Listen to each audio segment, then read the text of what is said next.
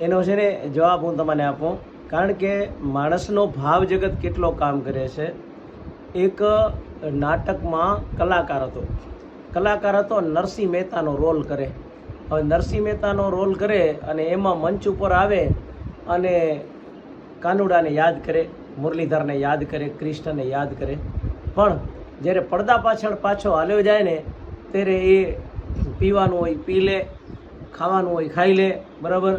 પણ એનો ખાલી નરસિંહ મહેતાનો નાટકમાં જે રોલ હતો એટલા સુધી જ એને નરસિંહ મહેતા નહોતો. બાકી નરસિંહ મહેતાના જે પોતાના આચરણ હતા એ ટાઈપનું એના પાસે કાંઈ ન હતું. પણ આમ નાટક કરતાં કરતાં 20 વર્ષ ગયા.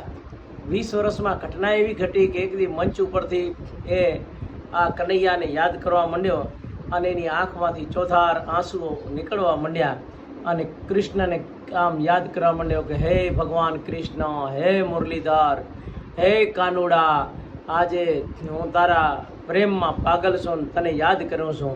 આમ કરતાં કરતાં એની આંખોમાં આંસુ આવવા માંડ્યાના.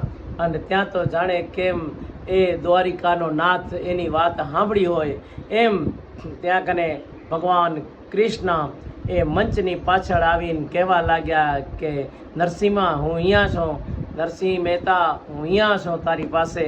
અને પછી આગળ આવી અને પબ્લિકની ભીડને ચીરતા ત્યાં મંચ ઉપરથી આવ્યા.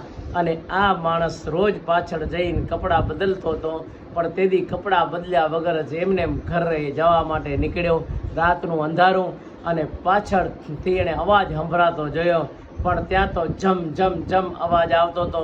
ચારે બાજુ પ્રકાશ દેખાતો હતો અને ભગવાન કૃષ્ણ પાછળ આવતા હતા. એણે જોયા કે ભગવાન આ તો કૃષ્ણ હે. એટલે એણે કીધું કે તે આટલા 20 વર્ષથી તે જે રીતે ભાવેથી મારે યાદ કર્યો તો આજે હું તારા સમક્ષ હાજર થયો છું કૃષ્ણ, બરાબર. તો તારી ભક્તિ પણ એ કે ભગવાન મેં તો ખાલી રંગમંચ ઉપર ડ્રામા જ કર્યો છે, મેં કોઈ દી સારું આચરણ મારી જિંદગીમાં નથી કર્યું, બરાબર. તો એ કે પણ તારો ભાવ હતો ને એટલે હું તારા સામે હાજર થયો છું. એટલા માટે જો ભાવ હોય ને તમારા પાસે તો કનૈયો તમારા પાસે ઠૂંકડો આવે. એટલા માટે ભાવ જગત રાખજો. અને તેદીથી એણે જે નરસિંહ મહેતાના લુગડા પહેર્યા હતા એ જ લુગડા પહેરી રાખ્યા અને નરસિંહ મહેતાના જેવાને જેવું એણે આચરણ રાખ્યું. એટલે માણસ બદલાઈ ગયો અને કાનુડાના પ્રેમમાં એટલો મુગ્ધ બની ગયો કે રંગમંચ ઉપર આવે તો એ નરસિંહ મહેતા જેવાને જેવું પાત્ર ભજવવા માંડ્યો. એટલા માટે જેમ પણ બને એમ આવું પાત્ર ભજવતા રહેજો એટલે કાનુડો ખુદ તમારા પાસે આવશે. જય શ્રી કૃષ્ણ.